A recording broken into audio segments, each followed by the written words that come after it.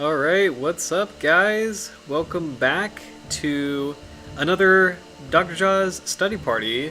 Tonight, we're actually really going to study the sandbar shark. This is an extremely important species for shark research. So, what's up? We got some people on.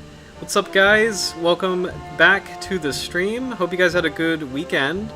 I did a lot of traveling this weekend just to see family, so a lot of driving, but happy to be back here, back in the Chesapeake Bay region. So, and this species is actually really important for the Bay ecosystem. Hey, what's up, guys? Howard's here. Roy's here. What's up, guys? How you doing? Welcome back. It's good to see you guys. Did you guys have a good week? Good weekend? And I've got English breakfast tea tonight. I don't know. I'm in an English mood. So I also have. I've never played this game. I found this soundtrack for Anno 1404 or Anno 1404, but it seems pretty good. I kind of was like a little bit last minute because I was focusing more on like there's a lot of research to cover with sandbar sharks. So, but anyway. So yeah, we got a lot to do tonight. I think I don't even know where to begin, but with sandbar sharks, this is we did pike dogfish, and like pike dogfish is probably, as far as the world goes, like globally the most important species. But sandbar sharks are pretty high up there in terms of this species has been so instrumental in shark research and such a point of focus for shark research surveys. So from a fishery standpoint, they've been really important. Can you hear me okay? By the way, I see like a little icon on my I see a little icon on my eCam. I just want to make sure I got that running okay. Oh, cool. Okay. Oh, hey. So wait for a job to apply for it. Give me a call though. You got this, Roy. Like I'm glad to hear you're doing great, but like, dude, you got this. You totally got this. So pound it. Yeah. So yeah, no, just I'm rooting for you, man. So and just that's the worst part. Like it's, as far as like waiting, like during COVID, like especially like, oh my gosh, I totally feel you. So but yeah, got your back. So But and also thanks for confirming that you can hear me. I just want to make sure. I think one of my settings is like one of my icons is acting a little funny. But anyway, so sandbar sharks are. Oh, cool. Okay, awesome. Hey, Howard. Just saw your note about having a tech difficulty. Thank you for submitting the art. I'm gonna pull that up in a little bit. We have this interesting. This is really cool. This Cape Fear shark cam. Which I definitely recommend subscribing to. I think we've probably seen some footage from it before, but like they have like hours long footage of like sand tiger sharks, and it's really relaxing actually. But so with sandbar sharks, this has been, I would say, this is Virginia's most. Like if I had to pick a shark as like a mascot for Virginia, I would pick sandbar sharks. As far as the Chesapeake Bay goes, this is arguably ecologically the most important shark for the Bay. The Chesapeake Bay is a major nursery for sandbar sharks. We also have the dusky smoothhounds. The Bay is a very important nursery for them, and dusky smoothhounds also have a huge ecological impact. But I would say if I had to pick one, sandbar sharks are probably one of the biggest. Beyond the Chesapeake Bay, across the Atlantic coast of the U.S., it's a really important species. It's an important migratory species. It's currently endangered, and it's been the point of focus and sort of like the spearhead species for shark research programs. The two oldest being the Virginia Marine Institute of Marine Science Shark Research Survey and the University of North Carolina Shark Research Survey, which we just got photobombed by a parrot. I think that was an angelfish. I was about to say parrotfish, but that's actually, I think it was a queen angelfish on that shot. But I'll replay the footage again. But anyway, so sandbar sharks are extremely important from a research standpoint. I think a lot of the research programs began sort of as like a an assessment. I think the focus was on the sandbar. I might be mistaken on this, but I thought the focus was on sandbar sharks specifically, and then it expanded to cover all shark species in the various research programs we have here on the East Coast. But like the body of work on sandbar sharks is really pretty immense, and they're really they have some, like, in the United States, have like a special status for like, you cannot.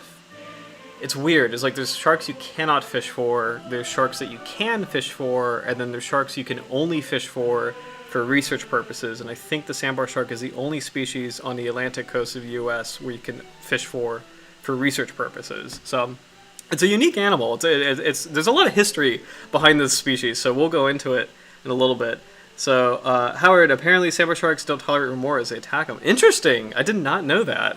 That's actually really cool. Because like most sharks are pretty cool for remoras, or very passive. That's fascinating. Oh my gosh. Let's rewind. I'm gonna make the footage full speed.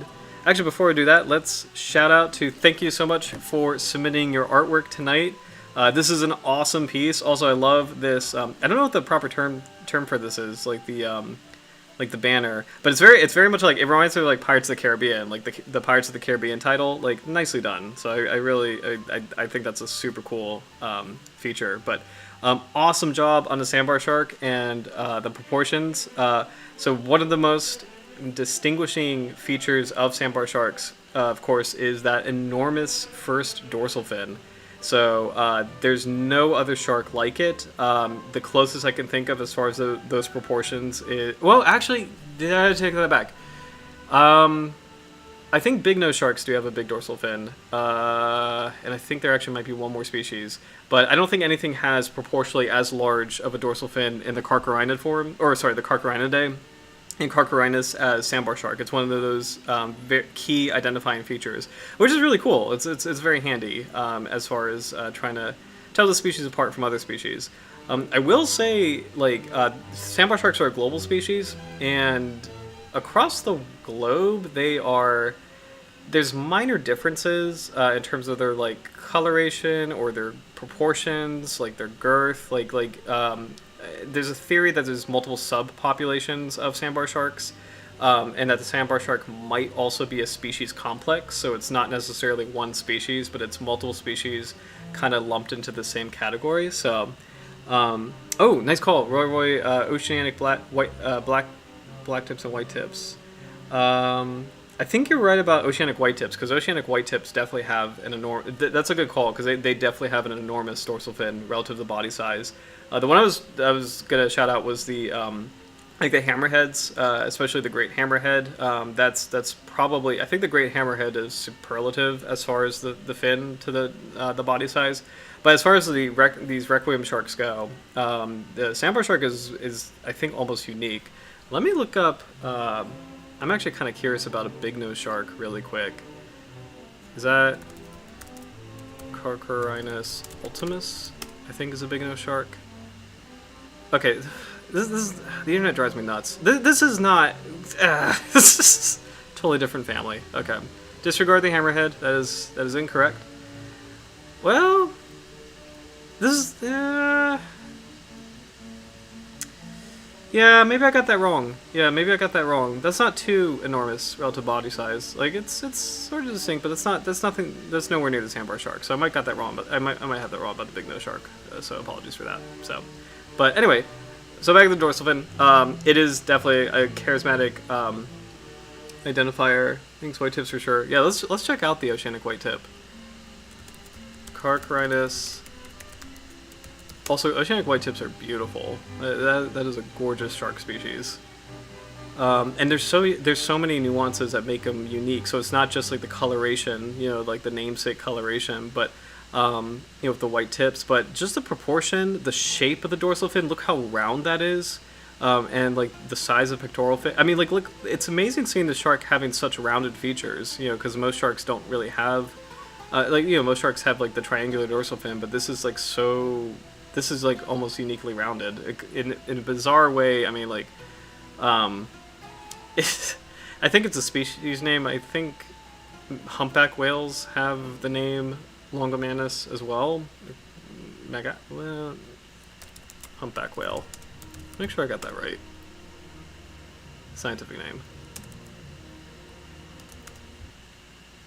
Megapteron. No, I have no idea what I'm talking about tonight. Sorry, it's Monday. So anyway, never mind. Screw that. But anyway, oceanic white-tip sharks. They have proportionally enormous pectoral fins. The dorsal fin is enormous. So good call there. I think the shape just blows me away, like how rounded that is. So, you know, it's a pretty unique species. I'm excited to cover it when we get to it. So, and very dangerous species, one of the most infamous shark species. But for sandbar sharks, they don't have.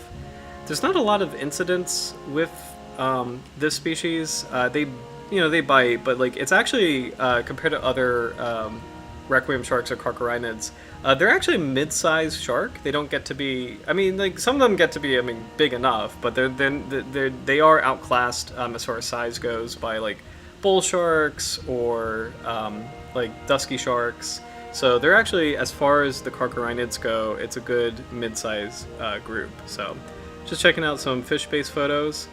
So yeah, and I also think this is like whenever I think of like.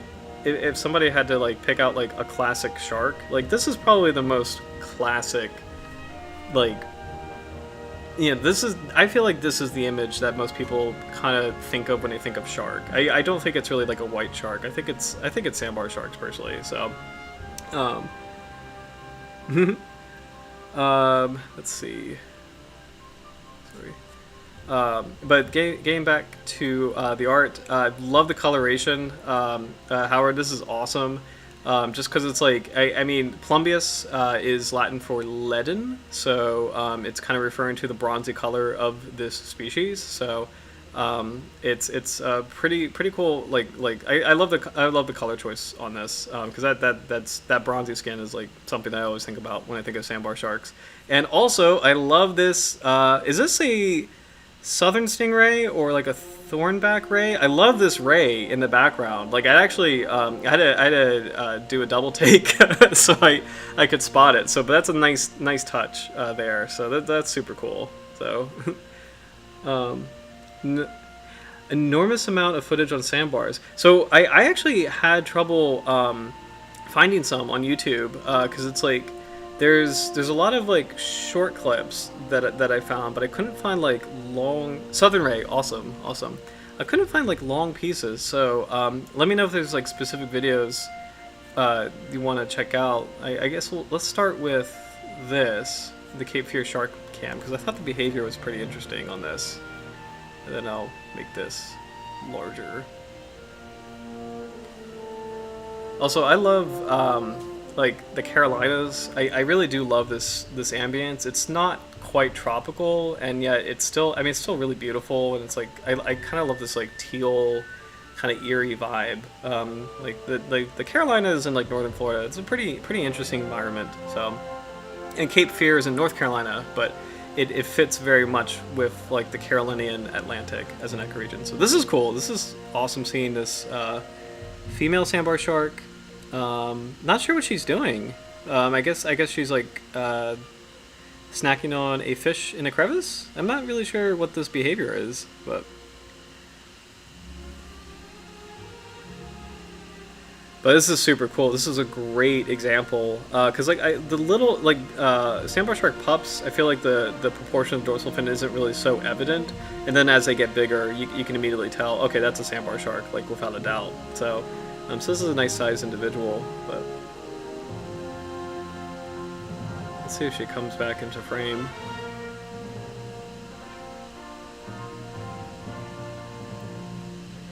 These are cool fish. I forget the name of these. I forget if they're bumper. I might have that wrong. So oh, there's the shark again. I didn't just notice her.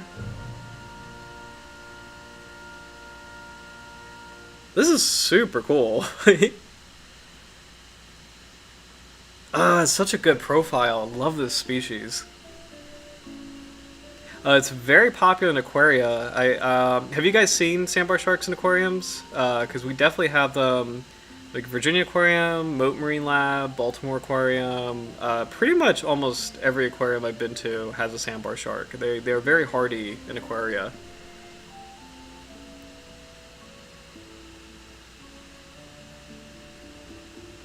Oh, is that a couple sharks? Look at that. Yeah, there's a couple sharks. It's hard to tell, but there's actually a couple.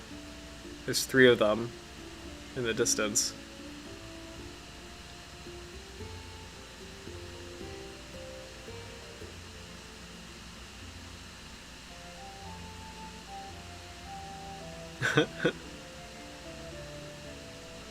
This is so cool.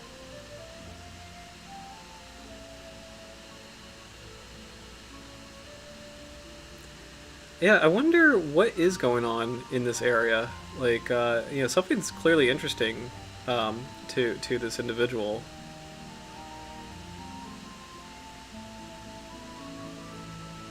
There's that angelfish. There's another angelfish down there. I think that's a queen angelfish. Still, yeah, I think that one down there is a queen angelfish. Fun random trivia. I love French angelfish. That's one of my favorite species of bony fish of all time, like or reef fish. Is the French angelfish. I think it's a very subtle pattern. Like it's kind of like a chocolatey color with these really pretty scales. Like with these like nice rings on the scales. So it's very subtle, but I don't know. Something about French angelfish I think are really beautiful. I don't know if the shark's going to come back in the frame. Oops, sorry.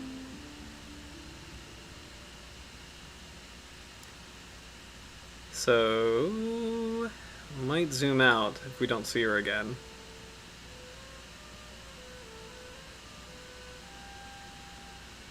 Okay. I don't think we're going to see her again, so we're going to check the comments. Cool, cool, cool. Lots of short videos on YouTube's, or on YouTube's. Looks like praying. Yeah, I think you're right, Roy. Like that. The shark is like probably doing like a predatory behavior. Send some recorded aquarium footage through your email. Oh, cool. Wait, I gotta check that. Let's see. Let me open that up. Oh, what's up? Okay. I think I can do. How do I do this? Oh yeah, I know how to do this. I can do airdrop. Right. Thank you, Roy. Alright, here we go. Let me go ahead and airdrop that, if I can, right?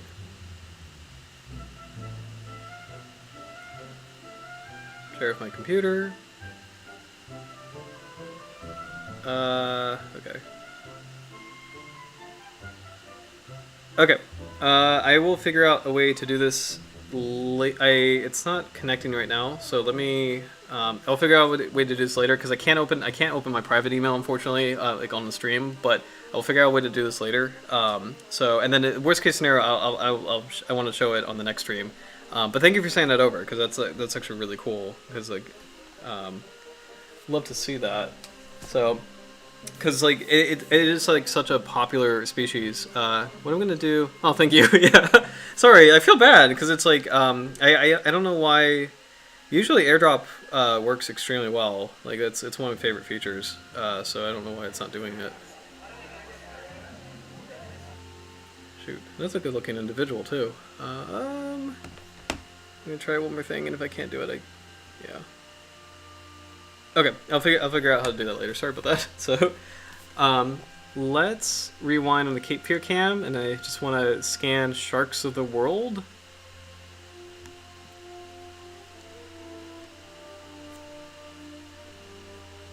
All right, here we go. So sandbar shark. I'm actually kind of curious what sharks of the world can say on the sandbar shark because it's like there's so much behind this species.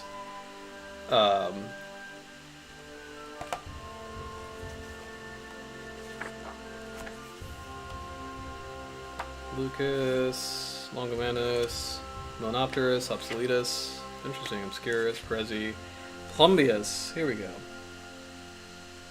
Sandbar shark feeds slightly more actively at night. Some stocks migrate seasonally, often in large schools as water temperatures change. Young form mixed-sex schools on shallow coastal nursery grounds, then move into deeper water, warmer water in winter. Adults are segregated from juveniles, reducing cannibalism. Oh boy.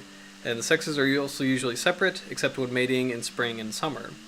Bite marks found on females during the mating season are caused by males who follow and bite the female in the back until they swim upside down, then mate with both claspers. Now that's kind of unique. I don't think I've ever heard of that before as far as mating behavior. Let me repeat that actually. Bite marks found on females during the mating season are caused by males who follow and bite the female in the back until they swim upside down, then mate with both claspers. I've never heard of that actually. Multiple paternity is found in sandbar sharks' litters. That's kind of crazy actually. Wow, never heard of that either. So, large and slow growing, late maturing, low fecundity coastal shark. That's part of why this is such an important research species. Like it's the classic example of a slow to grow, slow to reproduce shark. Litter size varies by region, 1 to 14 pups per litter. Female gives birth every second or third year, so that is a very long reproductive period. Maximum age is 19 to 25 years. Sandbar shark is one of the slowest growing, latest maturing of known sharks, making it very vulnerable to overfishing, but it may grow and mature more rapidly in captivity. Feeds mainly on small bottom fishes and some mollusks and crustaceans.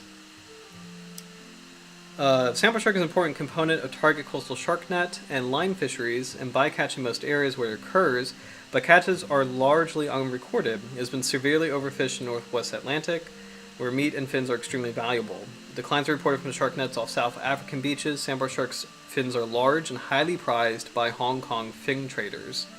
This species formerly comprised at least 2 to 3% of fins in international trade, but more recently less than 0.25%. This decline is likely due to seriously depleted stocks and declining catches.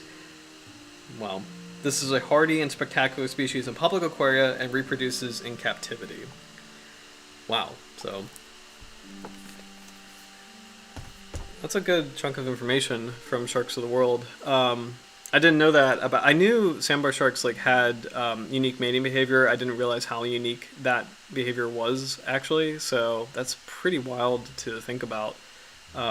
So, man, wow. Okay, so tonight this shark, we have a couple things. We have our standard resources, but I think we're going to do tonight is we're also going to dive into the 2 shark research surveys that this species inspired. So I think without further ado, let's go into them. So we'll have the fish-based profile, the Florida Museum of Natural History, and then the IUCN Red List. We'll have these in the background. This is actually really cool though to see how far-ranging the species is. And again, these could be different. There's some research that these actually could be different species, in some of these different regions. So there's an Atlantic population, and then East Asian population, and I think there might be one more somewhere, but I forget exactly where the range is. So we'll see if we can uncover that tonight. So I wanted to talk about, we have the Virginia Institute of Marine Science in Gloucester Point, Virginia, and then the University of North Carolina Institute of Marine Science, and that is in Beaufort, the Marine Lab is in Beaufort, North Carolina.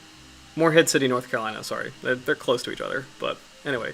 So these 2 programs both claim to be the oldest in the world. So as far as the Shark Research Survey goes. And what the Shark Research Survey for each program does, and there's nuances, but it's basically mimicking commercial fishing. So there's a research boat that goes out and sets out these long lines and waits for sharks to take the hook, and they land them, they measure them, they can tag them or take other samples from them, and they throw them back and track how many species they capture, where they capture them, when they capture them, mimicking a commercial fishing vessel so that they can create data sets on what are commercial fishermen seeing, what are they running into, and just making informed decisions based on that. Also, this is kind of cool. This is a sharp-nosed shark. That's an Atlantic sharp-nosed shark, Rhizoperidon terranovi. You can tell by the spots and how small it is, and just kind of its body length. So, let's see. So Vims, I always thought Vims was like the oldest. So let's see. Sandbar Shark pups are very adorable. Yeah, yeah. This is. I think this was. I just saw your comment. This little guy is very cute. And see what I'm saying about the dorsal fin? Like like if you saw this in the wild, you probably couldn't immediately tell that's a sandbar shark, right? Because it's like it's that I wouldn't be able to tell that's a sandbar shark specifically. It's when they get bigger. Here we go. Like here, you can start to tell this is definitely a sandbar shark. Just that fin is starting to kind of exceed what's typical for the Carcharhinids. And then that's a nice photo of sandbar shark. It's actually really cool to see how big the pectoral fins are in relation to the dorsal fin. Like pretty similar shape, pretty similar like size. It's pretty cool to see like that balance in the species. So. But this is weird, like, because this is, the head looks kind of narrow on this individual. I don't know, there's a couple things that, like, when I see sandbar shark photos, they look kind of wonky, you know, like, where it's like, there's a couple little different, like, I feel like there's a couple little nuances, where it's like, sometimes the head looks narrow, sometimes, you know, the shark head looks kind of beefy, I don't know. It could be just me, but I like the species complex theory because I do feel like sandbar sharks in photos, there's a little bit of inconsistency there. But anyway, so the VIMS Shark Survey, this is one of the most important shark research surveys in the world. Established 1973 by Professor Jack Music. And I pulled up an article on Jack. I don't know if we'll get to it tonight because I want to focus mostly on the shark, but this is one of the most important faces in shark research, and I believe Jack Music actually passed away a year ago, but he was one of the most absolutely important faces in shark research, one of the most influential minds in the world as far as shark research goes, so really, really important figure. And I highlighted later tonight just some of the research we can kind of take a look at, and just targeting him specifically, because like Jack Music and sandbar sharks, they kind of go hand in hand for me, like as far as just yeah, they just go hand in hand. So it's kind of cool that the Shark Research Survey began before Jaws, so 2 years before the blockbuster film Jaws. So good timing there, because Jaws like actually had a significantly negative impact on sharks. I don't think people really realize that, like how bad Jaws was for sharks. Like, I certainly actually didn't know the extent of how much it influenced trophy hunting, but it really did. It actually kind of exploded trophy hunting business.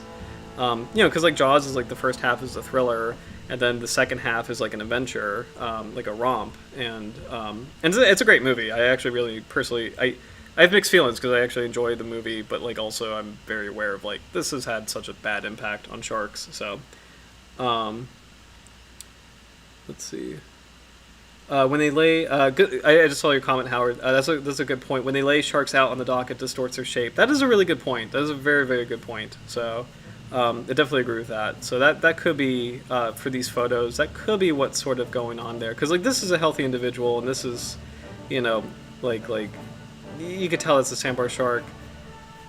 This does look a little weird from this angle, but that's a good point about like it could be just I mean it's yeah, just the positioning, and it's that's a good point on that. So let's see if I'm just gonna kind of skim through Vims, just point out some random things if I can. The program has brought global attention to significant declines of shark populations due to overfishing, and led to the first U.S. management plan for sharks in 1993. So that's really cool. Let's see. Data from the annual survey showed that the population of sandbar sharks, Virginia's most common species, had declined to just less than 50% by 1990. Since then, the yearly index has varied, but the overall trend has continued down. These data prompted the National Marine Fisheries Service, NIMS, to close the commercial sandbar shark fishery in 2008. Other species like sand tiger and dusky shark showed larger declines and have been on a protected list for several years. Dusky sharks have shown some signs of recovery, but sand tigers have not. So, this kind of blows my mind because like dusky sharks for me are like the typical the textbook I feel like dusky sharks have a worse reproductive cycle than sandbar sharks, so it kind of blows my mind that sand tigers are the one that's doing actually worse. So,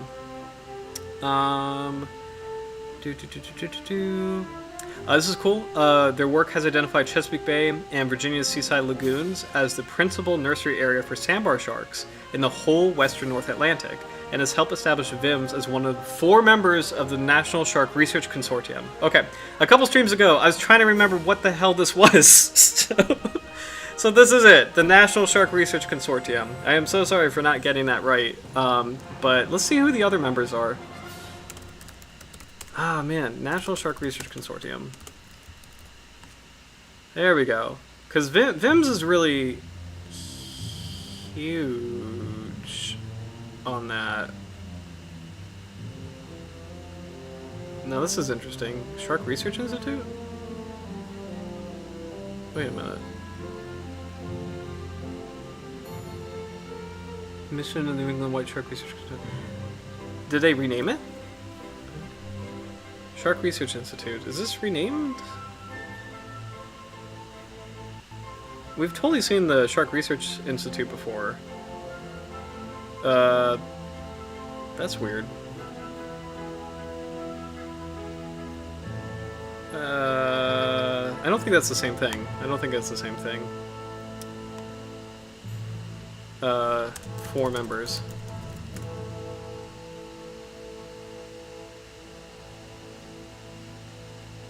Okay, here we go.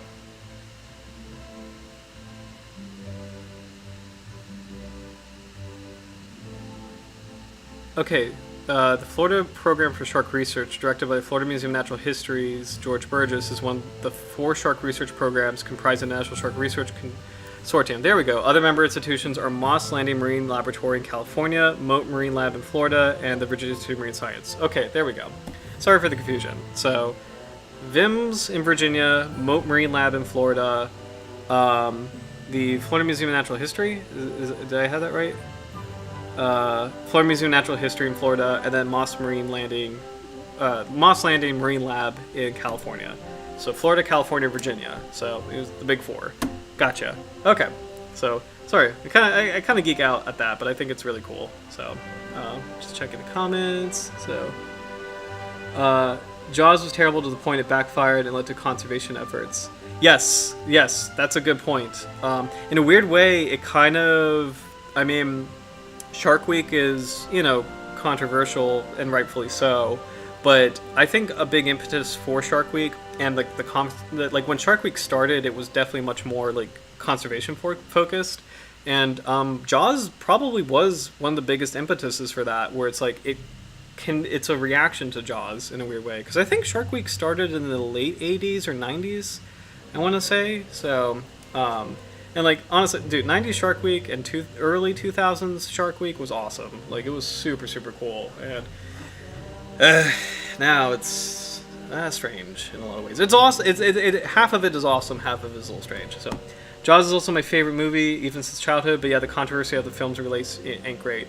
I feel similar, I definitely feel, you could say Shark Week is kind of weak. Yeah, I think that's totally fair. Because like there's some programs that are like Alien Sharks was really good. Like Alien Sharks was a very important program that was on Shark Week. I'm surprised I'm saying this, but Air Jaws, like some of the Air Jaws shows are actually really good. Like some of them were pretty respectful and actually involved some research. The Megalodon thing was nuts. That was absolutely crazy and not good. And I would say Shark Week's Megalodon crap from 2013 was one of the worst things ever made as far as like misinformation goes, because I've had people come up to me like book signings and stuff being like, where's the Megalodon? And I'm like, it's not here, I'm sorry, but I know why they're asking. It's because they saw that show. So it's just like, yeah, prehistoric stuff on Shark Week is amazing. Yeah, prehistoric if it's like focusing on the fossils, like I definitely agree. If it's like these were sharks that lived, but he's saying Air Jaws sparks. Yeah, Air Jaws was cool. Air Jaws was cool. So Jaws was during the heyday of big shark hunters, for sure. I think because like it's definitely shark trophy hunting is definitely not as popular now as it was in the 70s. There's a lot of weird. What's interesting is like I think sometimes people lose sight of like how much has changed. Like we used to harpoon basking sharks. We used to like send airplanes to look for basking sharks and then harpoon them. We don't do that now. Shark trophy hunting in general is just not popular. I think people sort of. I don't even know. I don't know how many people even do that. I don't know. I don't really know much about it, but it's definitely not something that's a thing. It's to your point. The big heyday was in the 70s. And what's interesting is I think, as far as shark research goes, the general trend is we kind of really became aware of. I think the 70s was the beginning of when we started to become aware of hey, we're actually depleting these animals and we're starting to lose them. In the 80s, that really exploded. And then the 90s was kind of oh, okay, yes, we are losing sharks. We need to implement some things right now to help them. And I think the 90s was sort of the beginning of a lot of major pieces of action, but also kind of the lowest point for some species as far as the numbers go, as far as their population goes. And then there's been in the 2010s, there's been a couple of examples of recovery or signs of recovery, but it's still going to be a long way to go for a lot of the shark species because of, again, that low, the slow growth and the low rate of reproduction. It's going to be a long road, but I think we did, for some species, we kind of caught it in time, and we're able to kind of, the fact that we've been able to build all this research and monitor, decades worth have decades worth of monitoring for sharks is I think that's a win, in terms of it's still a long way to go, but just having that material, that's kind of half the battle. So, oh, this is cool. I remember watching a 2000s prehistoric shark documentary where the sharks were 3D animated. This sounds really cool. I saw a really good one. Because when we did our fossil, because February when we were doing the fossil giveaway, I got really interested in just kind of looking up some of the fossil shark species, and there was a really, really good one about.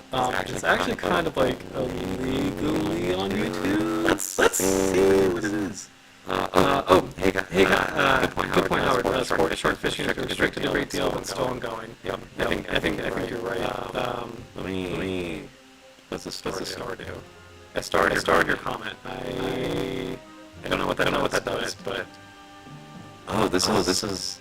There we go. Okay, so that's the button. This is the button I accidentally clicked last time. So. Okay, cool. Okay, I have new power. But I started the comment. So because it's very important. So sorry, I'm still learning what a cam is. So let's go. Let's go see. I'm actually really curious. This is so bad. Prehistoric shark documentary, because I'm sure this is not legal on YouTube. This shouldn't be here, but I'm not going to confirm or deny, but it might be this one. This one's kind of interesting. Maybe. I can't confirm or deny, but the one with the art, that could be the thing that I saw. I can't confirm or deny. I don't want to advertise piracy, but anyway, there's some very good prehistoric shark documentaries out there. I don't know where they are, but they're very good. So, Carcharhinus plumbeus.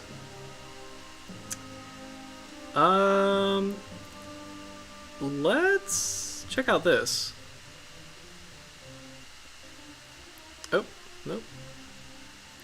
No ads.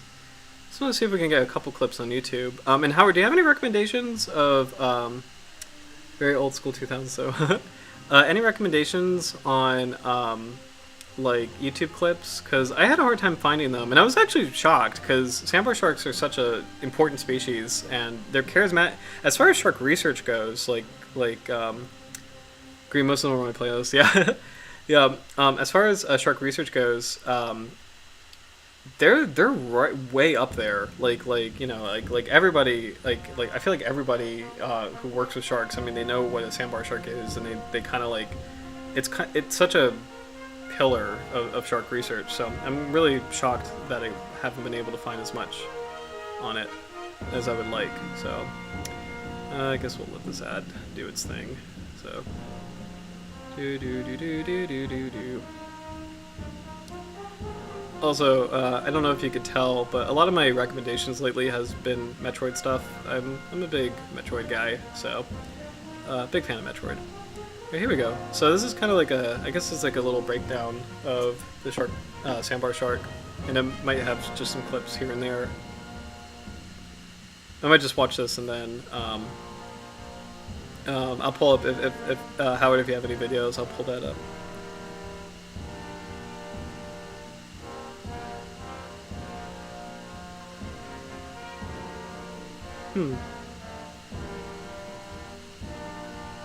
So that's definitely a captive one. You can kind of tell, I feel, with captive sharks, just the color, like,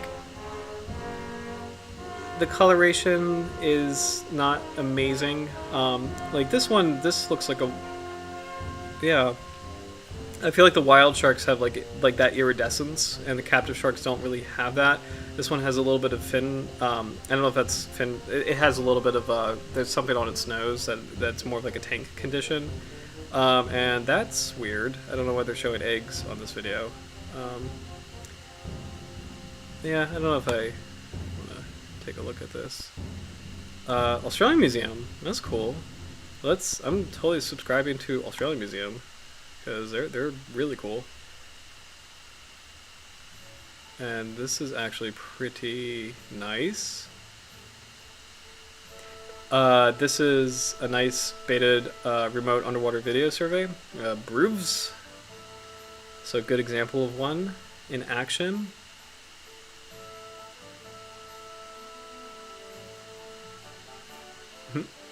Let's replay that.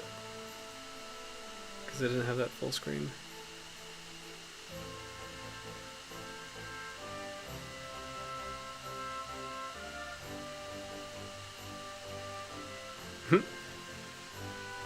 It's cool seeing like how inquisitive and yet shy these are. Like they're clearly kind of interested in this bait rig, but they have a little bit of a shyness, you know. One more time. Let's go half speed.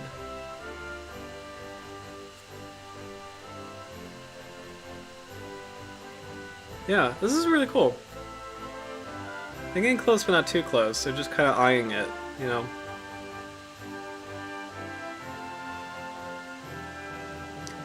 One thing, this is really random, but like when I kind of started wondering what I would do with sharks as a career, I kind of had, and I don't know how much of a pipe dream this is really, but I sort of had, and this is like when I was in college, but like my first idea was sort of like, it'd be really cool to sit on a reef and just watch them and study their behavior, like shark behavioral studies, which as a job, that sounds absolutely awesome.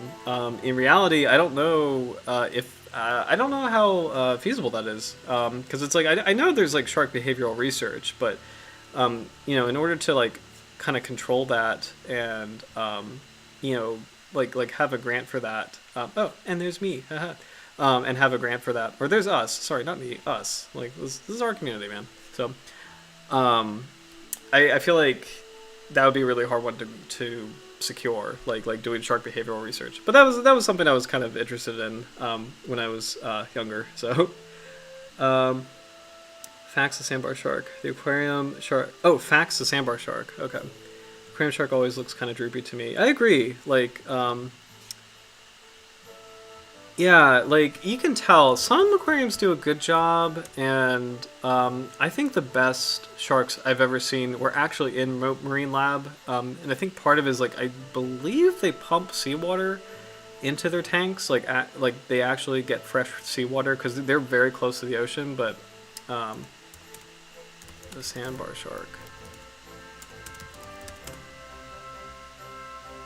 Oh, this was one. Okay, let me go back to this then, because I think this is the one we were watching. But let me go back to this then and avoid this ad. So,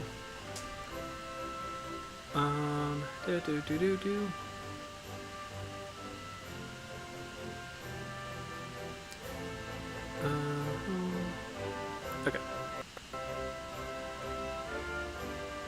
Okay.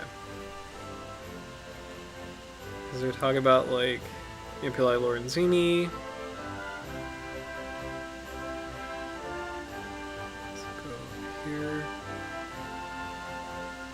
a nice shoal bait fish.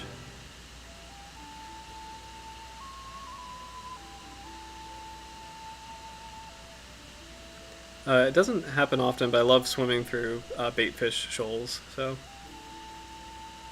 oh, this is actually kind of cool. Sorry, just random thing. Sorry, I just noticed this. Actually, a couple random things. I believe sandbar sharks are known as ridgeback sharks, and this is not them specifically. I'm pretty sure they actually are one of so for Carcharhinus, one way to help kind of classify species is that some Carcharhinus have a ridge on their backs, and some don't. So bull sharks do not, I believe, but sandbar sharks do. So that's one thing to kind of watch out for when you're classifying Carcharhinus. And then also the thing I kind of noticed is that there is a notch, I forget what this is called, or like a pre-caudal pit. That's what it's called. So there is a little. That's an interesting feature with the species. You can kind of tell. That's actually a good shot of that.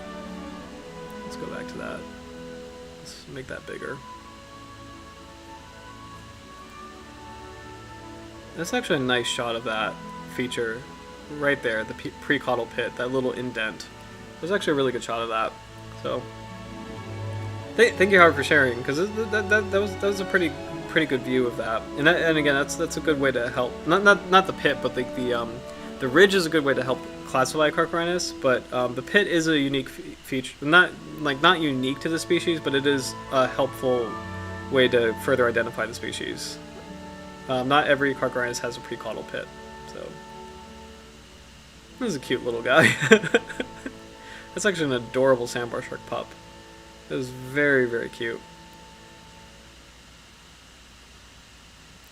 Yeah, it's just the classic shark.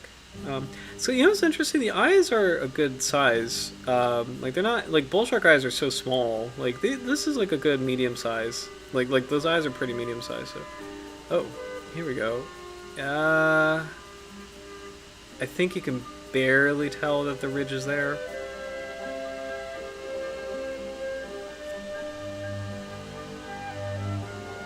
It is kind of like a subtle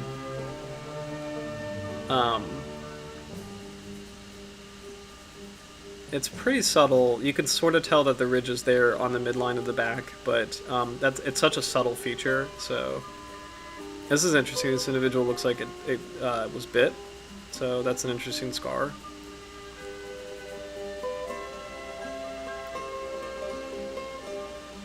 Very cool. I love. Okay, so this is cool.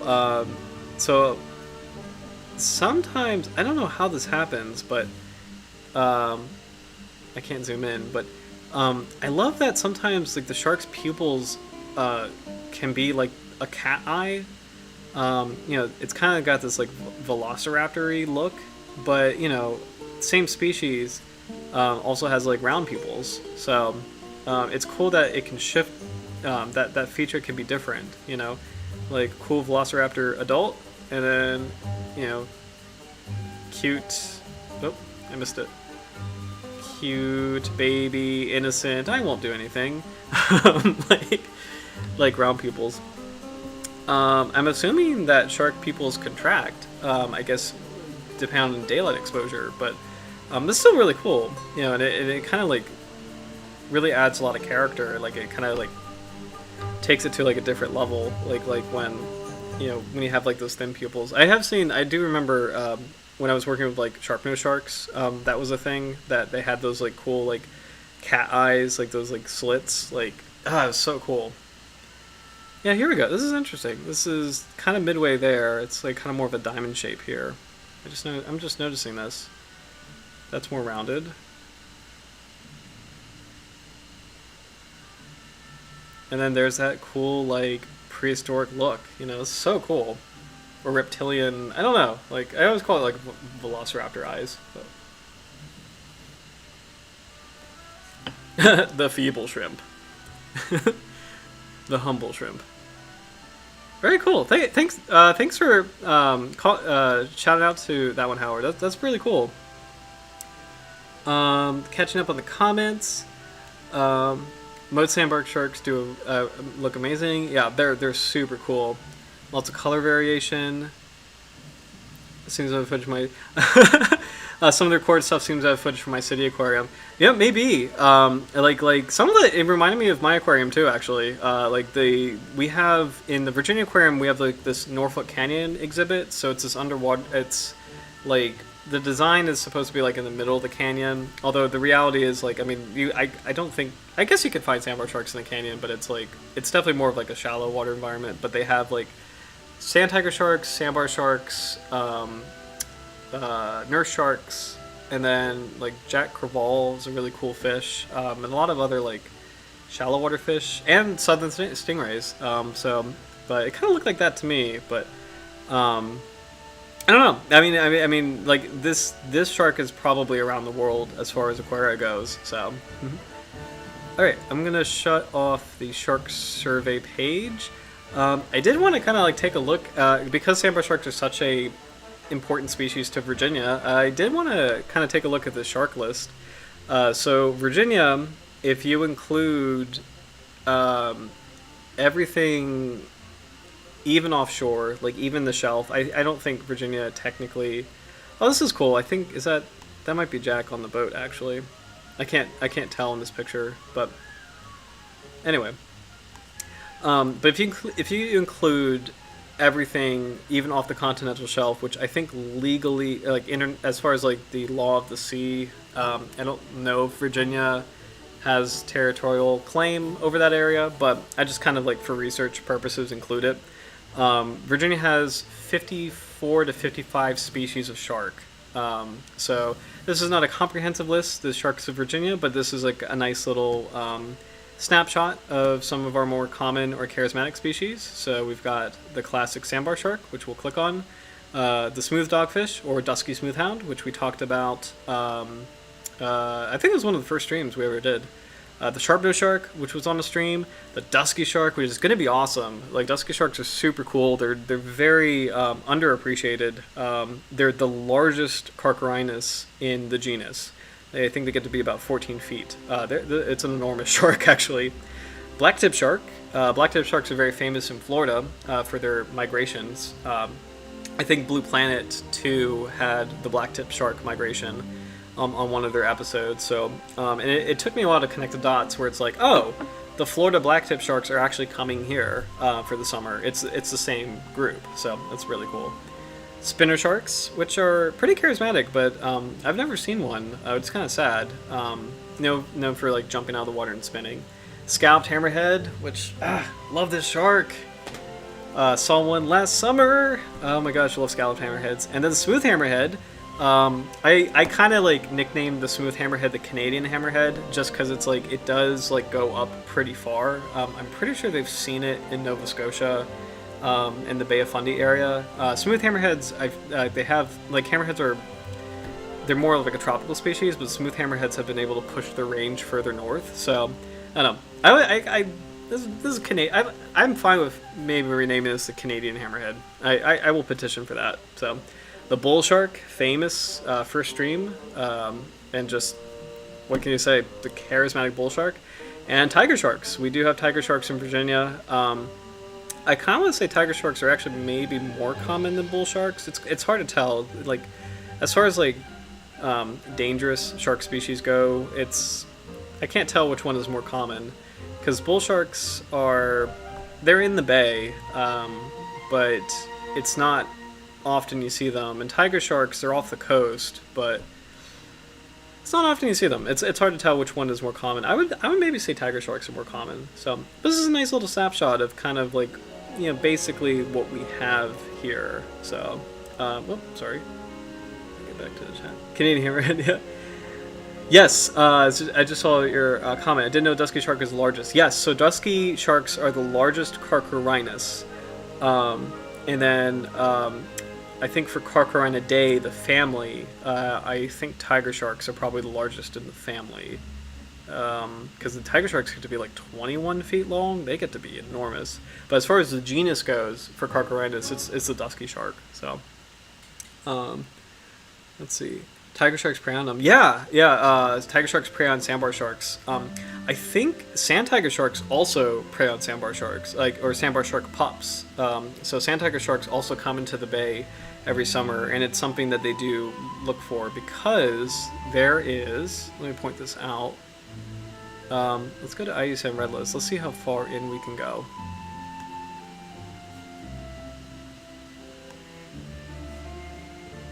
And I promise, I'm being quite selfish in terms of like like my home state and my home ecoregion. There's never going to be another shark where I will geek out about like Virginia as much as this one. Like, this. I mean, because it's kind of like our. If I had to pick a flagship species, it would be this one. So, shoot, this is not going to be a good map. Darn it. Okay. Can I mess with this? No, I don't think I can. Let's pull this up on a different map. I wanted to point out specifically kind of like what is. Here we go. Mobjack Bay in Virginia is one of the most important nursery areas for sandbar sharks, and it might arguably be the most important. It's this bay specifically. And what's kind of cool is like this is a very rural area. There's not really a lot of development here, so it's relatively it's not protected. There's no marine there's no marine protected area as far as I'm aware of. I don't think there is one in Mobjack Bay. Please correct me if I'm wrong in the comments, but this is not a very developed area. This is very rural, and there are seagrass beds in Mobjack Bay. And every summer, sandbar sharks will make the migration. They'll come into the Chesapeake Bay and then look for Mobjack Bay specifically, and other areas in the bay. But Mobjack Bay specifically is one of their major pupping areas. And sand tiger sharks also come into the bay, and they'll kind of forage for them. So if you look at the bay in general, actually, the salinity limit for sandbar sharks in most shark species is going to be kind of here where my mouse is, so it's actually kind of relatively a smaller area. So here is sort of the upper salinity limit. This is how far they could go up the bay for the most part. Mobjack Bay is a big area. Yorktown's pretty salty. I know they go into the York River. They go into York River. And the bay proper. And then apparently they use these lagoons here. It's really cool. Virginia has these beautiful barrier islands. I've been lucky enough to be on Hog Island for I did a marine research trip here, which is really cool. But sandbar sharks use these lagoons for pupping as well. We got lemon sharks. Lemon sharks are pretty populous in here. And dusky sharks. Dusky sharks pup in this area as well. So, and this is a unique system. Portions of this are protected. The Eastern Shore National Wildlife Refuge is here. A lot of this, I think, is part of the Virginia Coastal Reserve. So this is a really good spot, and there's also not a lot of development here. This is very rural, small towns, no major city on the Virginia Eastern Shore. And also, this is a beautiful area. Like this is like, if you ever want to see like. I don't know, like you could very easily see what the world was like, I feel, before, just development in the Eastern Shore of Virginia. It's a very beautiful region, so. But yeah, that's like a fun shout out to, just sandbar sharks and how they interact with, kind of like my backyard ecosystem, if you will, so. And it's not just this area, of course. Sandbar sharks, I have a friend who I do want to get on the stream. My friend Jess, she's super cool, and she did a lot of research in South Carolina. I hope I can get her on the stream someday, so we could talk about sharks together. But kind of like what we did with Connor. But sandbar sharks are very popular. I mean, all up and down this coast. This is just, this is really like their home base, this is such an important area for sandbar sharks. So, but Virginia and I think South Carolina has a lot of nurseries for them as well. Sorry, really rambling, but there's a lot to talk about on this species. So, let's see. Sand tigers have beef with sandbars. Aren't those two common aquarium buddies? Good point. They are. They definitely are. I don't know. So, fun fact. I know sharks in the tank will attack fish at random. and they have their set feeding schedules, and they will respond to feeding time, but they totally attack fish at random. Like there will be individual fish that are there, one day, and then the Aquarius checks in on it, and realizes it's gone, and it's because the shark ate it. So it does happen. I don't know. I haven't heard of a captive sand tiger shark eating a captive sandbar shark, but in the wild, they totally, like, adult sand tiger sharks will prey on juvenile sandbar sharks. So, But interesting because you have also a huge fossil record in the Chesapeake. Yes. So,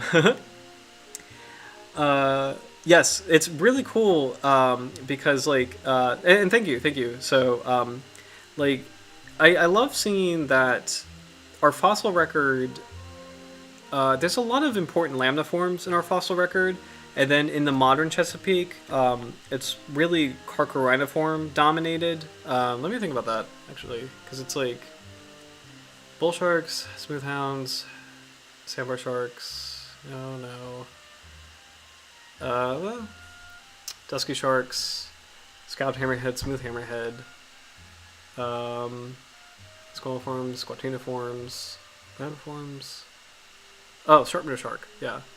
So it's 8 Carcharhinus. So we have 12 species actually in the bay, and 8 of them are Carcharhinus. And what's really cool in the fossil record is, like, lamniforms used to be, like, the big thing. Like lamniforms really, maybe not dominated the fossil landscape, but, like, there was more biodiversity for lamniforms until, I forget kind of what specifically happened, but, like, I believe there was a displacement where Carcharhinus started to take over lamniform niches, and Carcharhinus are, like, arguably the most. I think they are the most biodiverse shark group today. Like, they have 230 species, and lamniforms have like 30. So, and I'm not sure exactly why that shifted, but it is really cool to see that, like, the fossil Chesapeake Bay record is very lamniform based. Like, I mean, sand tiger sharks are, like, our most common fossil. But the modern Chesapeake Bay, like, today, is very Carcharhinus rich. Like, sandbar sharks and smooth hounds being the species that use the bay the most often. So it's pretty cool. But sorry, I'm kind of rambling. But, like, thank you for that. That was kind of fun to think about. Like, because it's like, I always find, like, species, like, changes through time, like the evolution of species and, like, how niches shift. Fascinating, and, like, with lamniforms yielding to Carcharhinus specifically, I think that's extremely cool. And I forget which events sort of happened. I want to, yeah, we have to dive into that someday, because the lamniforms declined after the Pliocene. Is it? You probably know this, Howard. Is it climate related? Because, like, aren't because Carcharhinus or shallow water Carcharhinus tend to trend more tropical, and is that Pliocene? This is tricky because it's like we have the ice age and the Pleistocene, but, like, I don't know actually. Yeah, I wonder if it is climate related, because it's like, I don't know. I think you know better than I as far as, like, the fossil record goes in terms of, like, why they shifted. I know they shifted, but I don't know. I'm curious, like, why they did that. I'm still in shock that there are being multiple Carcharhinus shark species. Yes, like, because, like, oh man, we talked about, I forget their names, but I actually totally forget their names now. So I expect it was decline. I expect it was decline in large cetaceans. Nice. That's a good point. Because most Carcharhinus don't handle them. Because the Carcharhinus I know of that could go after, the modern Carcharhinus I know of that could go after cetaceans are dusky sharks. They are known to do that. Tiger sharks, bull sharks, oceanic whitetips, and that might be it. I don't know if there's another shark species in Carcharhinus that could do that. I don't know. I can't. Maybe bronze whalers? I don't know. I've heard bronze whalers can be, like, very tricky, but I don't know. That's a shark species I don't know very well. That'd be kind of a cool one to cover. So, Great whites, yes. So for lamniforms, the only would great white be the only modern lamniform that would go after cetaceans? Like, because makos wouldn't, right? And porbeagles and salmon sharks wouldn't, right? I mean, I'm literally thinking out loud, actually, like, because white sharks have such that unique dentition. So, because most of the other lamniforms now are piscivorous. So, this is interesting. This is really cool. Cheers! I love our study party because I don't like, I literally this is really interesting to think about. Makos might go for pups.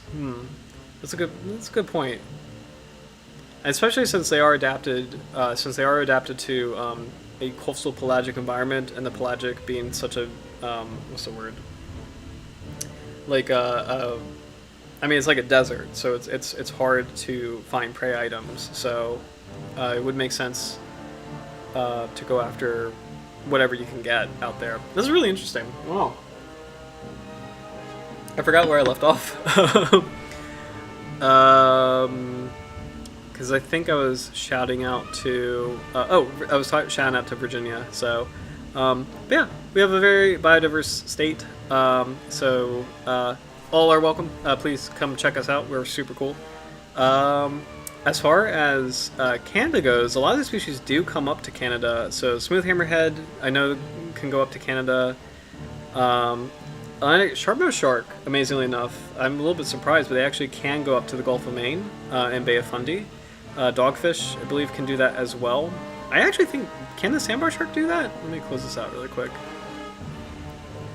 Let's see that range. I'm actually, let us go up north. Okay, it looks like they can't. But I'm actually curious. There's a really cool, hold on, Canadian sharks. I did come across a really interesting website. Sharks in Canada. 56 species of sharks array in Canada. Okay. This might be it. I'm actually really curious. I want to see Canadian shark biodiversity, so... Canadian sharks. Learn more. I kind of want to see what overlaps, because this would be really cool. So we got blue sharks, shortfin makos, porbeagles, Greenland sharks. Awesome. This is really cool. This is definitely cold water species. So there's more than that. There's absolutely more. I know there's more than that. So these might be like the flagship species, but the 4 species we currently focus on. Well, there's so many species that spend time in Canadian waters. Okay, gotcha. So blue sharks, makos, porbeagles, Greenland sharks. Cool. I want to click on a link that said 56 species. Because I know there's more. Network. Oceanic Canada.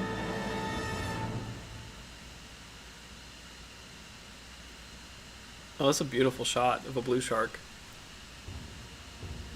Blue sharks. Okay, there we go. Yeah, dogfish. Pike dogfish. We talked about the porbeagle, Greenland shark. Common thresher. Alopius vulpinus. Super cool. Deepwater cat shark. Aprosteris profundorum. This is awesome. These are sometimes called demon cat sharks, so they're super cool. Shortfin mako, which we talked about. Baskin shark, of course.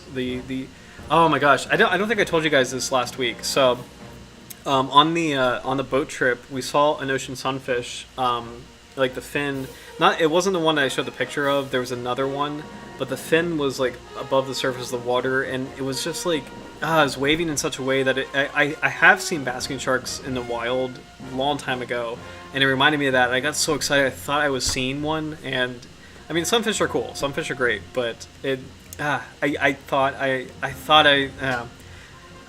excited for a second. I thought I was going to see a basking shark, and unfortunately, I mean, I shouldn't say unfortunately, because sunfish are awesome. But black dogfish, Centric Scilium fabricii.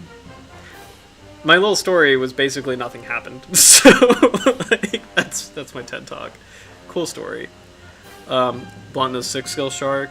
That's actually extreme. That's a great photo of that.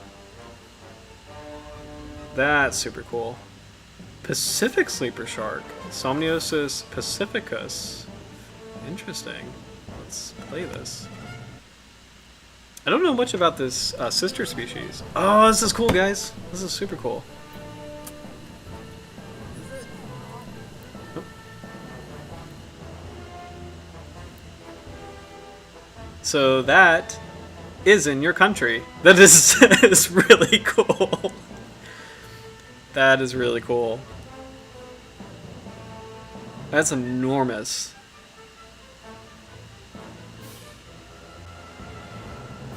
That is so cool. We'll have to take a look at this someday because it's like preliminarily I feel like the Greenland shark is a bit more elongate, but I could be wrong about that. Brown cat shark, Aposturus bruneus, very cool. The taupe, you guys have taupe sharks? What? That's an important, that is a super charismatic species. Oh, that is so cool. So that's unique. We do not have this. That is super cool. Salmon shark, awesome. That's all we got on this website. So, sorry. Shout out to Canada. I thought like I was just really curious. I just wanted to get a list. So, here we go. Common threshers, salmon sharks, Hexanchus, demon cat sharks.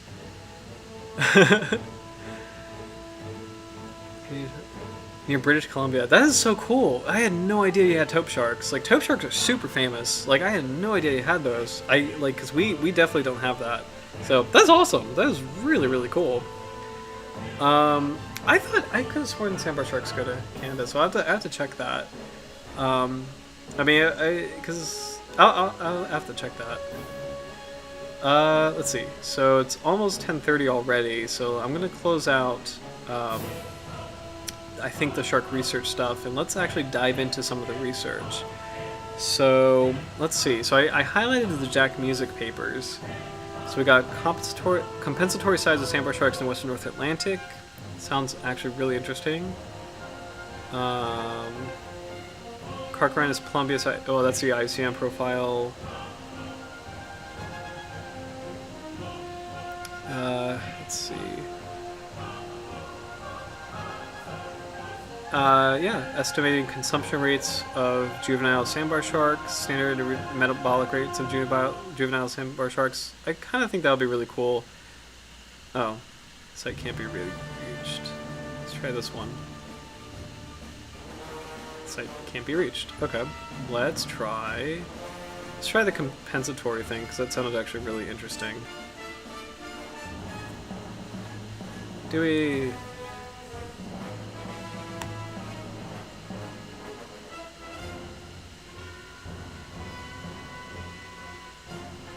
There we go. Okay. Compensatory growth of the sandbar shark in the western North Atlantic, including the Gulf of Mexico.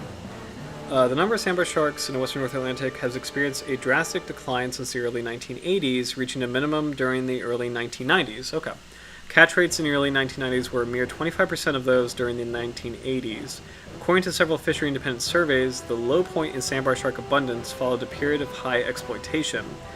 Growth models fit to age-length data collected from 1980 to 1983 and from 2001 to 2004 were compared to investigate potential changes in parameter estimates that might reveal compensatory responses in the sandbar shark population.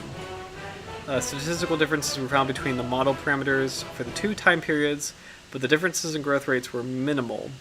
The parameters for the three-parameter von Bertalanffy growth model for female sharks during the 1980, 1983, 2000, 2004 time periods were as follows, showing that the estimated age at 50% maturity for female sandbar sharks changed from 15 years to 12.49 years between the two time periods. So, and this is by J.G. Romain, Jack Music, and R.A. Johnson, the American Fisheries Society. So, let's see. I'm just going to scan this.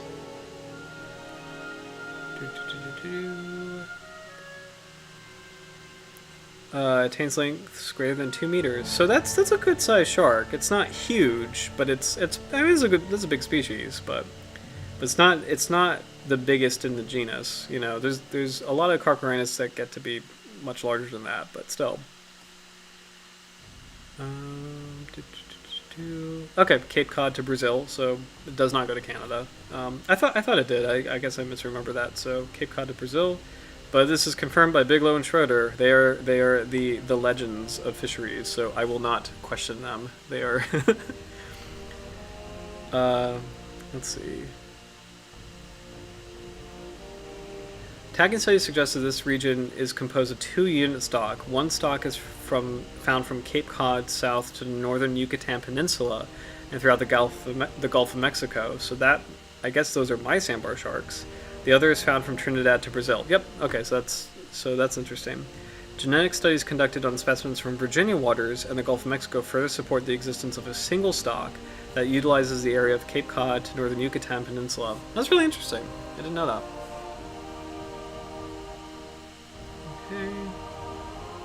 Sandbar shark in the western North Atlantic undertakes seasonal migrations from the Gulf of Mexico and Florida to as far north as Cape Cod as water temperatures rise in the spring and return south as water temperatures decrease in the fall. So right now, they're not here yet, but they're going to be here in May. So I would love to... I've seen one on a fishery survey. I was on the Shark Research Survey for a little bit.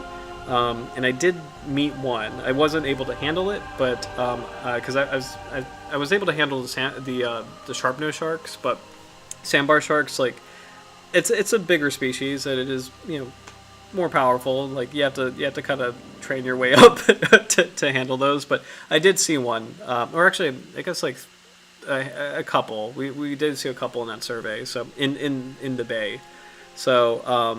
But yeah, that's the only time I've ever seen it. I haven't seen it like snorkeling in the wild, but I want to. So hopefully, fingers crossed, maybe this year we might be able to see one. So, but they're not here yet. They will be here in May. So, adult males often inhabit waters along the edge of continental shelf to 250 meters.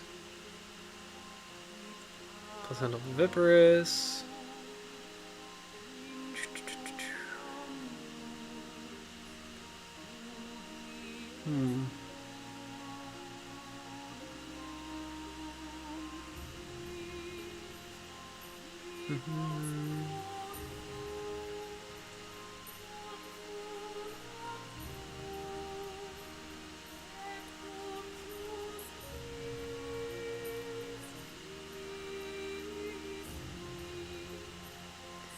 Oldest male in sample set is 15 years old. Oldest female 21 years old.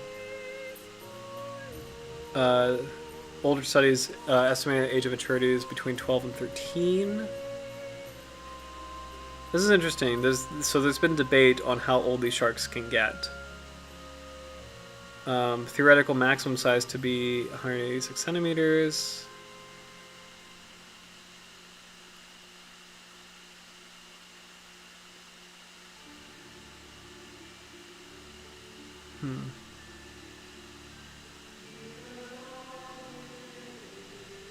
Man, a lot of debate on how old these can get and how big they can get. It's really interesting.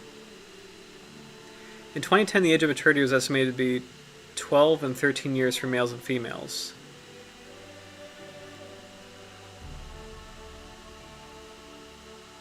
In short, age of maturity estimates for sandbar sharks in the western North Atlantic have ranged from 12 to 30 years since 1985, with the most recent estimates being those estimated by Barrymore and Hale. What? Okay, this is an interesting sentence. Andrews et al. Used bomb radiocarbon aging. Bomb radiocarbon aging. I have heard this before, but I forget exactly how it works. But that's fascinating. Of 5 individual sandbar sharks to verify the annual periodicity of band pair formation in invertible centra. Wait a minute, bomb radiocarbon aging. Wait a minute, we gotta check this really quick. Is this bomb radiocarbon aging? Method. Bomb radiocarbon method. I want to check what this is.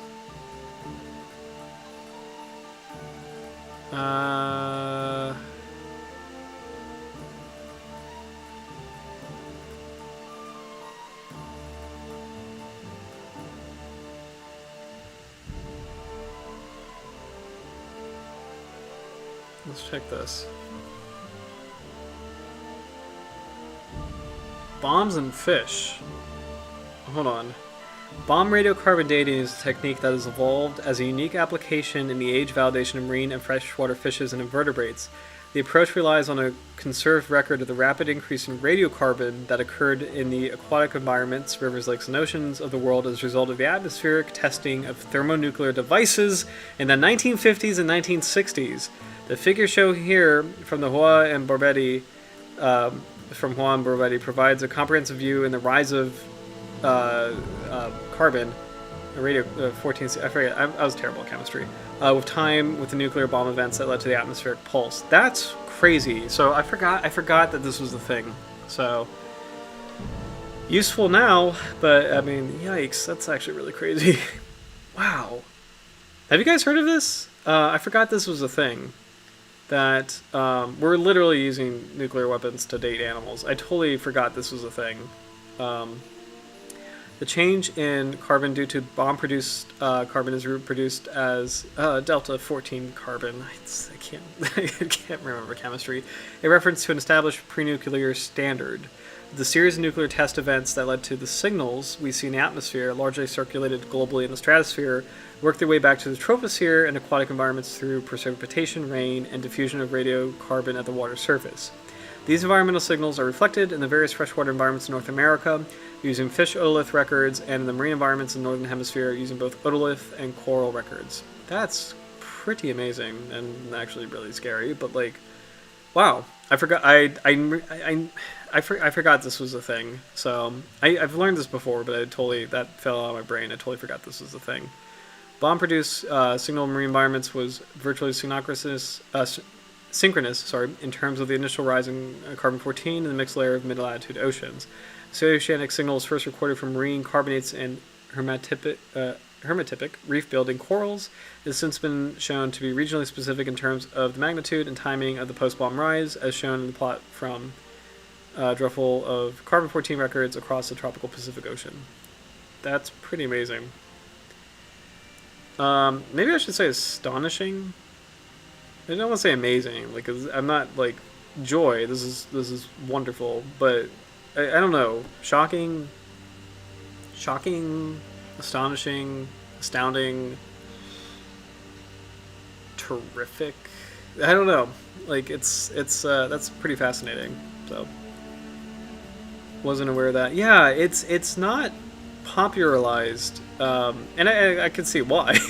like it's not a popular concept, and it's not talked about too much in like the public sphere. But like I totally forgot this was a thing. We definitely learned about this in like when I was an undergraduate in biology, but I totally forgot this was a thing.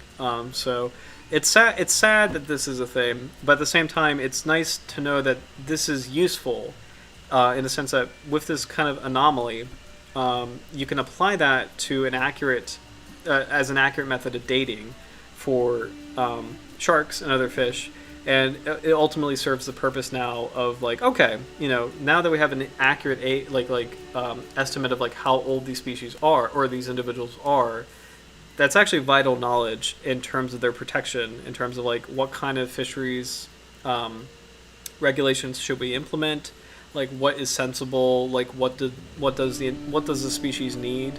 So this is, I mean, it's going to be accurate, because you have this event, like dating from this technique. It sounds like it should be accurate since you have this like known event.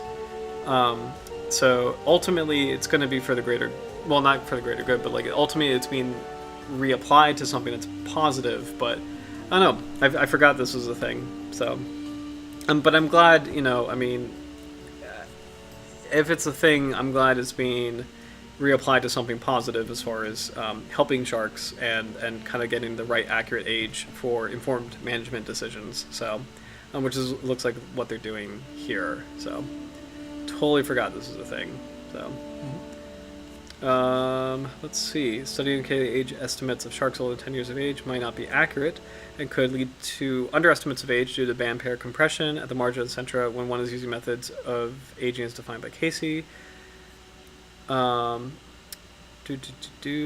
Authors state that many additional band pairs were evident besides those that traverse the intermedialia, and that when counted ages are in close agreement with the ages estimated through bomb radiocarbon analyses. So, don't they do, actually, in the fossil record, isn't there something similar with, like the K2 event, like the meteor, because I think with the meteor, like with the Cretaceous meteor, like it didn't it like dump a lot of a certain kind of mineral in the atmosphere, and you can see if you do like a core, you can kind of see that layer, and that helps you date like when that time period was, or I think there's something like that. I could be wrong, but like I thought there was something that like for example, this is kind of like a totally different example, but in the Chesapeake Bay,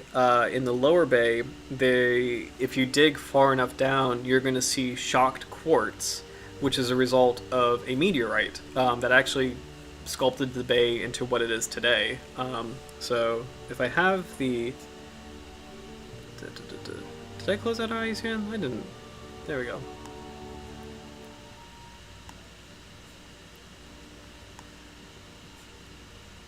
So it's covered in sand and mud, but like this area right here, somewhere in this area right here, there's actually an impact crater, and in the crater is like it's a layer of shocked quartz, and that, like, because of that, the event of a meteor hitting this part of the Chesapeake Bay, and it kind of like there's a weird there's like a weird ring of minerals here. And also the geography, where like this part of the bay kind of like doesn't it like it's sort of what's the word? Like the Chesapeake Bay is a drowned river valley flowing from the Susquehanna River, but like this part of the bay is kind of rearranged because of that meteor event, and like the shock quartz was something that scientists found that indicated like, oh, something happened here, that it kind of helps us date like this time. Like I'm kind of like tongue tying myself, but like anyway, the point being, like, mineral layers like help like date things, and it kind of reminds me of that, like when we talk about like bomb radiocarbon dating for sharks. So I'm kind of getting tongue tied, sorry, but yes, there is a worldwide K2 deposit. Okay, awesome. So sediments are also dated by the presence of small microfossils of plankton types. Ooh, very cool. That's a good point. Yeah, that's a cool way to dig that. That's super cool. All right. Let's see. Sandbar sharks in western North Atlantic have experienced drastic reductions in numbers due to overfishing, which reflects the absence of a fisheries management plan prior to the 1990s. Steady reduction from the 70s to 90s. Fisheries management plan for large coastal sharks was adopted in 1993. And sandbar sharks are managed as part of the large coastal fishery. Sandbar sharks have been managed on a species-specific basis since 2008. Okay, cool. So that was the thing I was talking about at the very beginning of the stream, that this shark has a unique status. So that's what I was thinking of. I forgot the term for it, but like they have a unique status. They're treated differently from large coastal sharks and small coastal sharks in the survey. So interesting. Landing quotas were reduced drastically as a result of the overfish status. Okay, since the early 2000s, there's been a gradually increasing trend in sandbar shark abundance indices. However, the current abundance estimates remain well below those in the 1980s.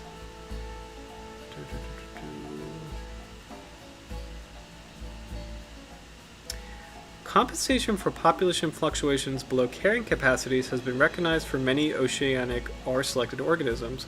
The fishes in this category exhibit high fecundity, rapid growth, and maturity at a young age.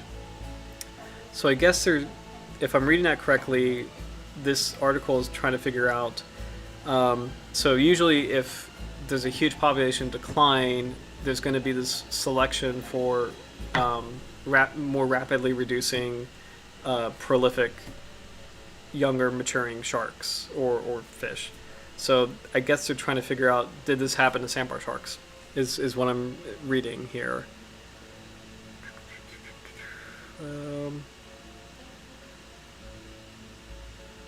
Okay, often a decrease in population density. This is interesting. Often a decrease in population density results in decreased interspecific competition and thus greater availability for food sources for each individual.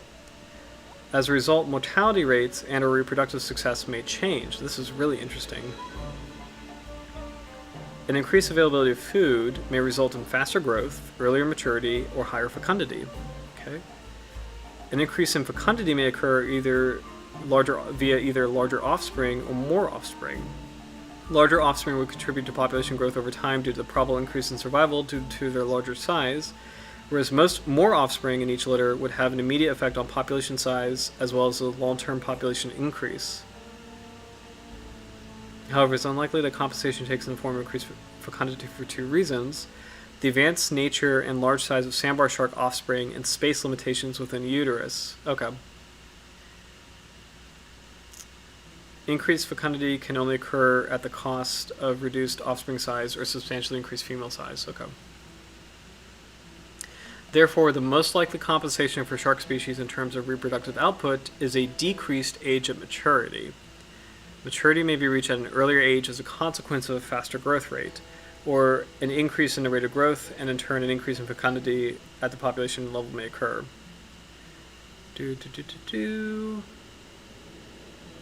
It's really interesting.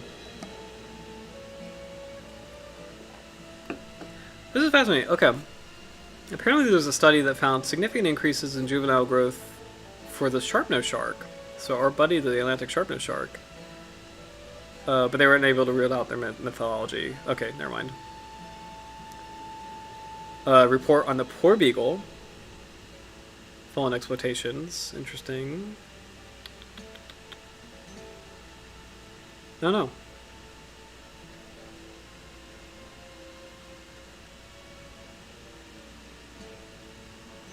Okay, so yeah, this is it. They're seeing if, after the dramatic decline in sandbar sharks, was there a change in the population? Did some of the sharks mature at an earlier age, etc. So we won't go into all the details. Let's zoom into the discussion to kind of see what the conclusions were. Excuse me.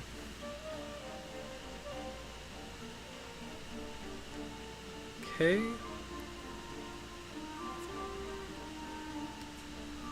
Okay, we have shown a significant change in the von Bertalanffy. I can't say this.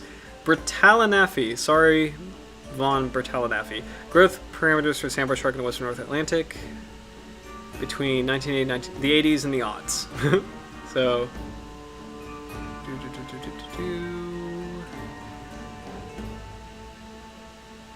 Lower K value for female sharks for the aughts.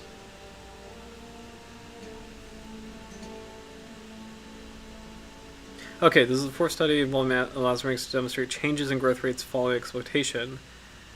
This is interesting. Okay, so the growth parameter estimates suggest a greater asymptotic length and lower K value for female sharks when based on the 1983 data than when based on the 2004 data. So, if I'm reading that correctly, it looks like there was a change between the 80s and the aughts as far as how the species was growing. Okay.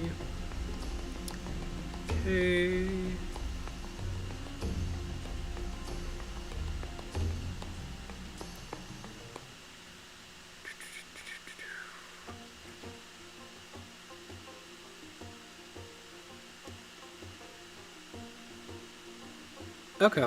The oldest vertebral centra-based age of sandbar sharks from this study was 27 years, which is similar to the maximum estimated age of 25 years. It is not unreasonable to assume that sandbar sharks have longevity much greater than 30 years. A recent study using bomb radiocarbon dating of sandbar sharks' vertebrae indicate that the species is longer lived than previously thought, and suggested that in some older animals, age may be underestimated when it's determined by growth band counting.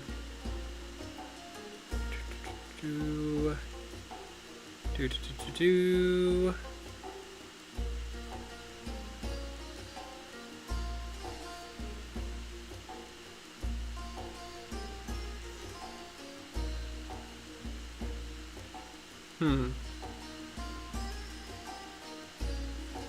Okay.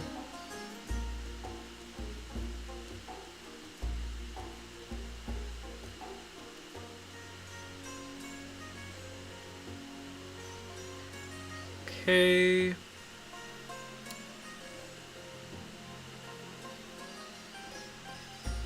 Okay.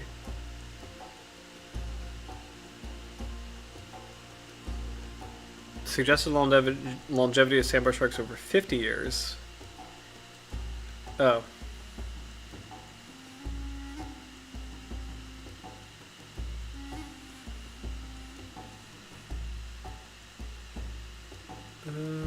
Okay.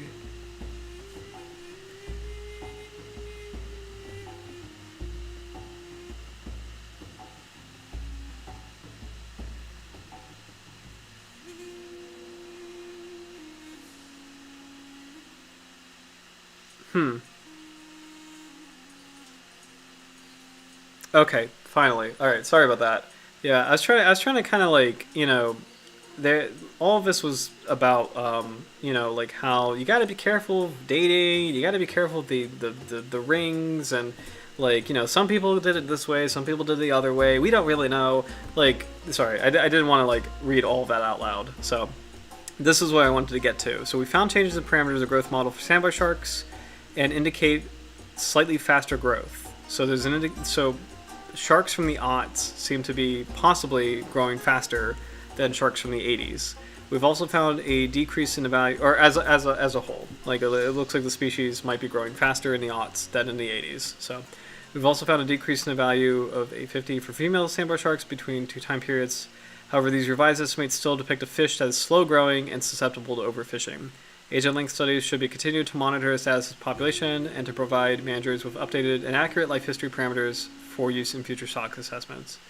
So, that was a lot, but we learned bomb radiocarbon dating is a thing, and that the shark is possibly growing faster, and that sharks in general, like if they are overexploited, they could compensate for that, or fish in general, if they're overexploited, it sometimes could have an effect. So, what I found interesting was a dissension about growth ring dating. Yes, it is important because it's like it's fascinating how, like, how do I say this? It's like the heart of science. Like you have to challenge everything to make sure we're not all going in the wrong direction. Like it's important to have like those discussions. But it is fascinating how like I'm trying to find the right word. Like I don't want to say like the closest I have is like unstable, but like how unstable I guess the methodology is in terms of like you can do the rings, but there's some things that like the growth rings in the vertebrae, but there's some things that may influence more rings or less rings. And like, are you doing this correctly? Did you measure this correctly? Did you stage this correctly? So yeah, I agree that that's really fascinating about like all that research kind of not really lining up for a lot of it. It is really interesting to see that. So, and I think in a weird way, it's always dubious of that method. Yeah, because it's like there could be. I mean, there's so many unique, like for example, like like El Niños and La Niñas in the ocean. Like, there's always like unique events that could influence like prey availability, or you never know. And so like there could be years that like maybe a lot of rings were deposited because there was a weird anomaly where this shark like ate a lot and was able to deposit more minerals in the vertebrae, and then maybe for whatever reason, like I don't know, like it was like I don't know if the growth rings would account for anomalies, like it's sort of like I think what we're kind of both getting at, where it's like it's tricky, it's not like it's not 100% like I think the basic idea of it is that just as there's seasons, like summer having like high abundance of life and predation, and then winter having a low period, there's different rates of depositing minerals in the vertebrae. So summer vertebra rings are going to be thicker because there's like the shark is eating more, is able to deposit more minerals in the vertebrae because it's ingesting more of them. And then in the winter, the rings are a lot thinner because the shark is eating less. It's not ingesting as much. It's sort of like the broad theory, but again, like what we're saying is like, yeah, I mean, what about anomalies? So, and good point. What seasons exist in the abyss? Yeah, like, good point. I mean, you know, although actually, I think there was a theory about different rates in sediment falls, whereas like, which sort of makes sense. But then when you think about like, this is where it gets so complicated. This also makes ecology really fascinating, because like, if you think about like in my part of the world, you know, whales are here in the winter. They're not really here in the summer. And you know, like if a whale dies, like it's a huge sediment fall. So I don't know. I think there's a theory that like in the summer, just as like there's a lot of biodiversity in the epipelagic zones in the summer, there's a higher rate of like dead animals falling into the abyss in the summer, possibly, but I don't know. Like, but then again, like the abyss is also a very stable environment, and it's complicated. So it's a good question. I like that's a really good point, Howard, because it's like, yeah, I mean, you know, and I think it's really good in it's sort of like the big picture. Like, it's good to have this dissension, because if we had a fisheries management plan based on like 1 or 2 dating studies, and we realized, oh, those might not be accurate, and oh, we actually might be doing the shark a harm, you know, by like we're not protecting it, or like we're like the limit is too high. I don't know, like the age limit is too high or too low. It's a very complicated. It's a really fascinating field, but it's a really complicated. This was like a really good paper to kind of illustrate how complicated fisheries is, and like how complicated this field is. And like what's kind of fascinating is, you know, just as you want to protect the sharks, for a lot of fisheries, you know, there's on the other end of the aisle, there's that there's that special interest for commercial fisheries of like, you know, if you have the data wrong, or if you have like the age limit wrong, you know, you might be having an economic impact on the other side. So it's a really interesting field, and it's a very, you know, like these studies you have to be right on, you know, because like those are going to be impactful decisions on the one side being the economy, and then the other side being the safety and the well-being of the species, you know, in terms of like, will this population survive? Can it reproduce? So it's really fascinating. So, but we're almost at 11, which is sad because it's like there's so much on this shark, that, you know, like I liked the study that we read, because it's like, I think that's a really good like distillation of kind of like why the shark is so important. Like this shark has been there's so many studies, there's so much research on sandbar sharks. It has been such an important species, kind of spearheading shark research, and ultimately conservation. So I'm really glad we did this study, because it's like, you know, I think it's a good case of fisheries. Like I think it's a good example of that. So, but we do have to wrap up in a little bit. But what shark do you guys want to do next week? Because it's like, since this tonight was like super data heavy, we should probably maybe pick a shark that is like, you know, kind of counterbalancing, something that has a lot of footage, or something that like people dive with a lot, is sort of my thought. But that's a lot of info I had to take in. It's great. Thank you. Yeah, we should pick, I think, what's fun about these streams, taupe shark. Yes, I think taupe shark works perfectly, because it's like, that's a cool species I don't know a lot about, and it's a shallow water species, also very important for fisheries, but I feel like we can probably get a lot of taupe shark footage, so let's do it. We're going to do, is that Carcharhinus galeus? Is a taupe shark? Let me double check that. Carcharhinus galeus. School shark, I think it's also known as the taupe shark. I've never heard of school shark before. There you go, yeah, it is a taupe shark, gotcha. I've never heard it called school shark before. Okay, but it is a taupe shark, so Carcharhinus galeus. Alright, so that's what we're going to do. I'm super excited for that, so But thank you so much for joining me tonight. And let me go put the Sandbar Shark back up, because this is, let me get a nice photo from Fish Base as we close out. Fish Base is taking forever. Let me get a nice photo from Florida Museum of Natural History as we close out. Let me get a nice photo from sharkreferences.com, which actually genuinely has nice photos usually. Those are good. I'd like one alive.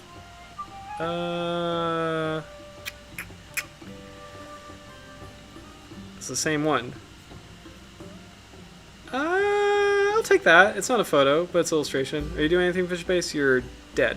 Okay, so we'll end with this. This is Mark Dando artwork. He's really great. So we'll end with this nice diagnostic.